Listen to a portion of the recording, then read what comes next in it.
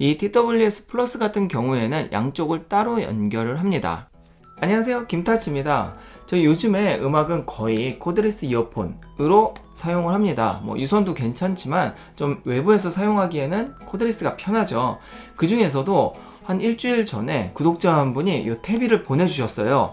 준 거는 아니고 좀 리뷰를 해달라고 하면서 빌려주셨습니다. 편하게 사용해보라고 해서 제가 일주일 동안 좀 사용을 해봤고요. 오늘은 이 태비 이어폰을 한번 이야기해보도록 하겠습니다.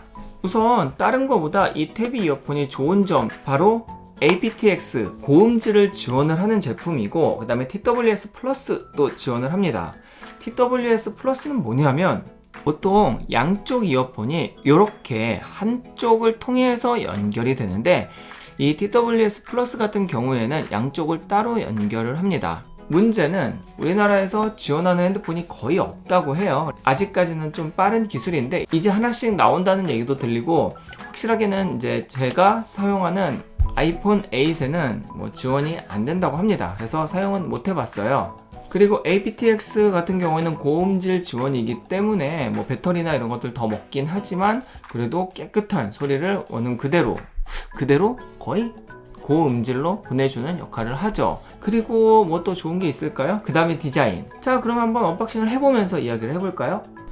자, 새거는 아니고 제가 언박싱 하려고 다시 포장은 했습니다. 이렇게 열어보면 이렇게 스티로폼 안에 이 유닛과 케이스가 있는데요. 케이스 같은 경우에는 패브릭으로 돼 있어요. 그러니까 이게 굉장히 이뻐요. 저는 이 패브릭이 굉장히 이쁘더라고요.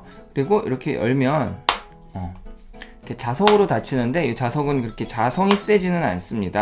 유닛을 보면은 역시 이렇게 좀 이렇게 톡 튀어나왔는데 사실 귀에 연결하면 그렇게 튀어나오지는 않았거든요.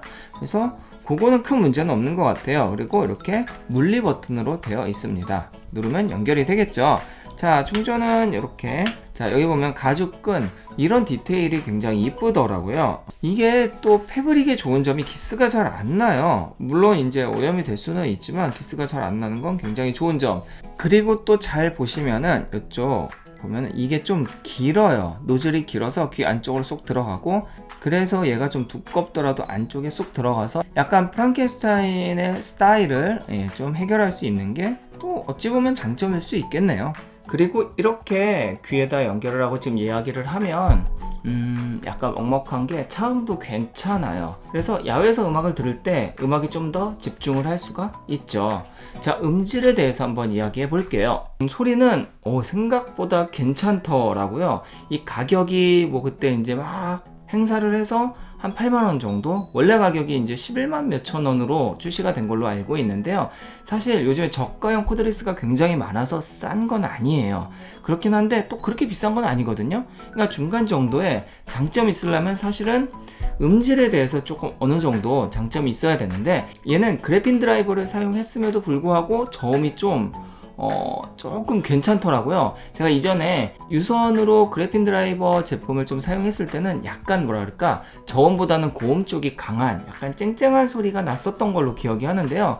얘는 그래도 저음이 어느 정도 받쳐주기에 웅장한 음악이나 좀 신나는 음악 들을 때도 기분이 좀 납니다. 그리고 실제 사용은 저는 아이폰을 쓰니까 aptX나 SBC는 못 쓰고 AAC를 사용을 했을 거예요. 스펙상으로는 10시간 이상 사용이 되어야 된다 하지만 사실 스펙은 스펙이죠.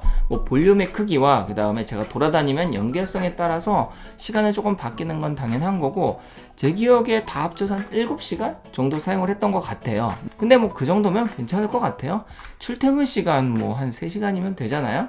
한 가지 안 좋은 점은 다 괜찮아요. 케이스도 이쁘고 얘도 음질 괜찮고 연결성도 끊어진 적 거의 없으니까 다 괜찮은데, 문제는 이제 이게 터치 버튼인데 이게 귀에 넣고 터치를 하려면 모든 물리 버튼이 그렇더라고요. 예를 들어서 한 3번을 눌러야 다음 곡이거든요. 이제 제일 많이 누르는 게 3번인데 그렇게 눌렀을 때 귀가 아파요. 이렇게 꾹꾹 눌러가지고.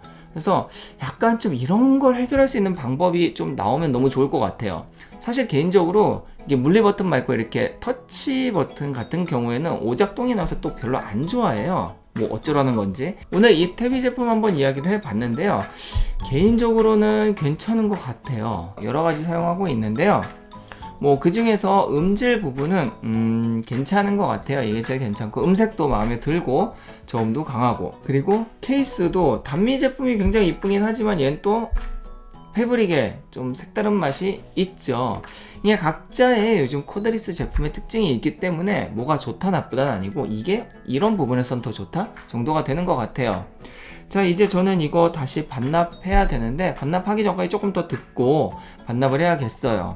뭐 집에 코드리스 엄청 많은데 자꾸 남의 게 더 듣고 싶은 거는 무슨 마음일까요? 탭이 다들 극찬을 하는데 저도 뭐 좋은 점이 더 많은 것 같아요. 자, 여러분들도 궁금하시면 한번 구매를 해서 한번 들어보시는 거 괜찮을 것 같아요. 10만원 넘어가는 코드리스는 좀 그쵸? 자, 오늘 영상 여기까지입니다. 다음에 뵐게요. 안녕.